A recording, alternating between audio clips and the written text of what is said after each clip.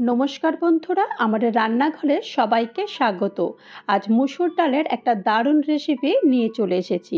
মুসুর ডাল বা ডাল সেদ্ধ তো আমরা সকলেই খেয়ে থাকি, তবে আজ আমি তোমাদের সামনে মুসুর ডালের একটা দারুণ রেসিপি শেয়ার করছি। আর এই রেসিপিটি খাবারের পাতে থাকলে মাছ মাংসের কথা একদম ভুলে যাবে, এতটাই খেতে টেস্টি হয়।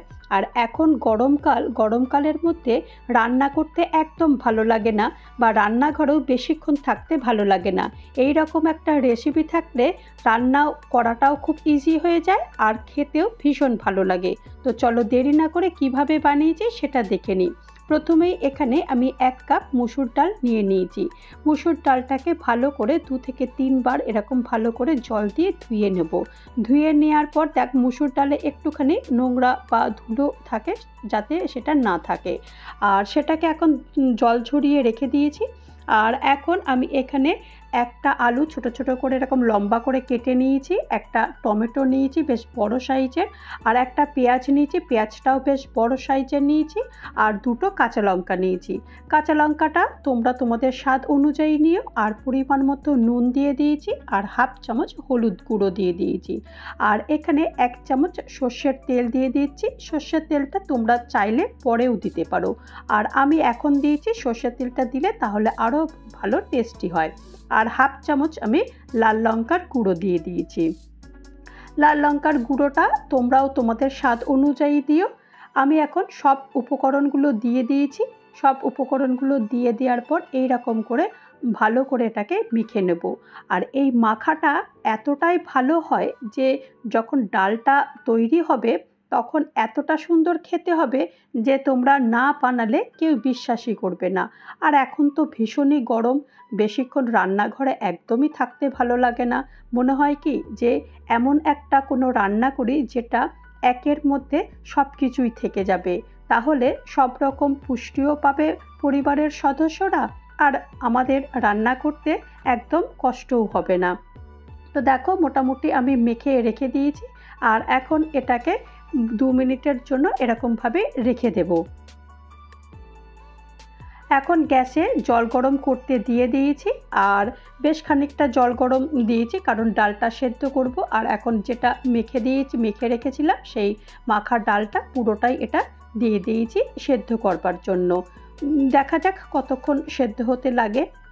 ততক্ষণ আমি একটা কাজ করব, সেটা হচ্ছে এখানে আমি 2টো ডিম নিয়ে নিয়েছি, আর পরিমাণ মতো আমি এখানে নুন নিয়ে নিয়েছি। ডিমের পরিমাণটা তোমরা তোমাদের ইচ্ছা অনুযায়ী নিও। আমি এখানে 2টো ডিম ইউজ করেছি, তোমরা এখানে 3-4টে ডিমও ইউজ করতে পারো। আর ডিমটা এরকম ভালো করে ফেটিয়ে নিয়েছি। আর এই ডিমটা কিন্তু আমার হাঁসের ডিম, তোমরা ভেবে ফেলো না যে এখানে আমি কালার ইউজ করেছি। হাঁসের ডিমটার কালার কিন্তু এরকমই হয়। তো এখন আমি একটা গ্যাসে কড়াই বসিয়ে দিয়েছি, আর খানিকটা তেল দিয়ে দিয়েছি, বেশি তেল দিইনি। আর এখন ডিমটাকে এরকম ছড়িয়ে দিলাম।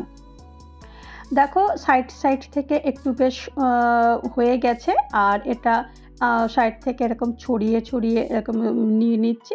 আর কড়াইতে তো বেশি ননস্টিক কড়াইতে এই ডিমের এই অমলেটটা বানাতে খুব একটা কষ্ট লাগে না।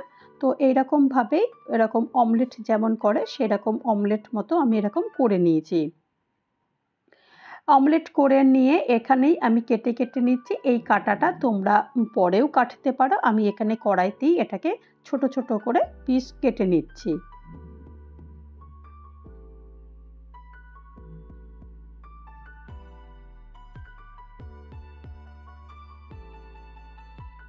ডিমগুলো সব আমি এরকম ছোট ছোট করে কেটে নিয়েছি। আর এখন এই ডিমগুলো সব আমি এরকম একটা একটা করে সব তুলে নেব। তবে ডিমের ভাজাটা কিন্তু একটু বেশ ভালো করেই করতে হবে, একদম যেন ভেতরে কাঁচা না থাকে। ডিম তুলে নিয়েছি। আর চলো দেখে নিই যে ডালটাও কতটা সেদ্ধ হয়ে গেছে। তো ডালটাও মোটামুটি সেদ্ধ হয়ে গেছে। দেখো ডালটা ভালোই সেদ্ধ হয়ে গেছে। এখন এটাকে সাইডে রেখে দেবো। গ্যাসে আবার কড়াই বসিয়েছি, 1 চামচ তেল, 1 চামচ জিরে, আর একটা শুকনো লঙ্কা ফোড়ন দিয়েছি। আর 2টো রসুন এরকম হাতেই থেতো করে নিয়েছি যাতে করে এটা বেশ ভালো একটা সেন্ট বেরোয়। আর এখন রসুনটার মধ্যে যেহেতু একটু কাঁচা গন্ধ থাকে, রসুনটাকে 2 মিনিট একটু হালকা ভেজে নেব। রসুন থেকে বেশ যখন গন্ধ বেরোবে তখন আমি ডালটা দিয়ে দেবো। আর দেখো ডালটা আমি এখন দিয়ে দিয়েছি, ডাল সেদ্ধ কোটা। আর এখন একটু হালকা এরকম নেড়ে চেড়ে দিচ্ছি।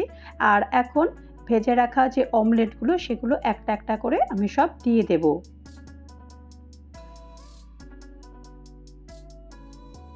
সব অমলেটগুলোই দিয়ে দিয়েছি। আর আমি এখানে 1 চামচ আমি ভাজা মশলা দিয়েছি। ভাজা মশলা বলতে এখানে জিরে একটু ড্রাই রোস্ট করে আমি গুঁড়ো করে নিয়েছি।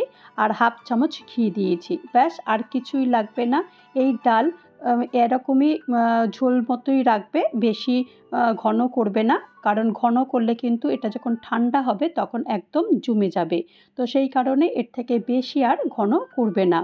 তো এখন আর কিছুই লাগবে না, ঢাকা দিয়ে গ্যাসটা এখন অফ করে দেবো। আর এখন দেখো ঠান্ডা হয়ে গেছে, তোমাদেরকে একবার দেখাই ঠান্ডা হয়ে যাওয়ার পরও কতটা দেখো একদম ঘন হয়ে গেছে। তোমাদের আমি আগেই বলেছিলাম যে এটা ঠান্ডা হয়ে যাওয়ার পর একদম ঘন হয়ে যাবে। এই রেসিপিটা তোমরা কিন্তু যে কোনো রুটি, লুচি, পরোটা, এমনকি সাদা ভাতের সঙ্গেও ভীষণ ভালো খেতে লাগে। তো তৈরি হয়ে গেল আমার মুসুর ডালের একটা দারুণ রেসিপি। এই রেসিপিটা যদি তোমাদের কারোর ভালো লাগে তাহলে অবশ্যই একটা লাইক করো, পারলে কমেন্ট করো, আর পারলে আমার চ্যানেলটা সাবস্ক্রাইব করে আমার পাশে থেকো। আর যারা নতুন বন্ধু হয়ে আমার চ্যানেলে ভিজিট করেছো তাদেরকে অজস্র ধন্যবাদ। ভালো থেকো, সুস্থ থেকো, নমস্কার।